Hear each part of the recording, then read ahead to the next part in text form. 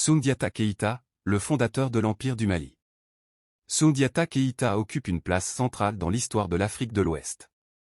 À la fois personnage historique et héros d'une épopée transmise par les griots, il incarne la naissance d'un empire puissant, l'unification des peuples mandingues et l'affirmation d'une identité culturelle profonde.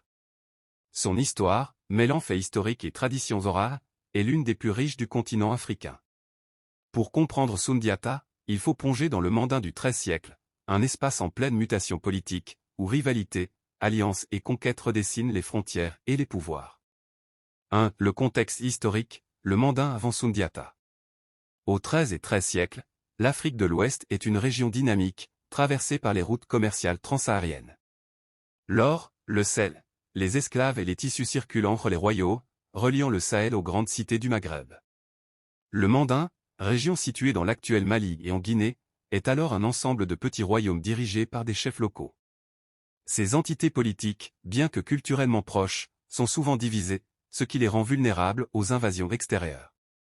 C'est dans ce contexte que s'impose le royaume du Sosso, dirigé par le redoutable Soumoro Kanté.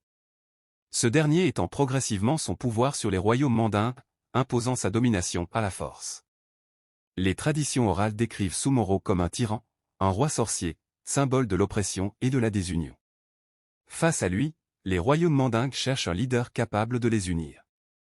C'est dans cette période troublée que naît Soundiata Keïta.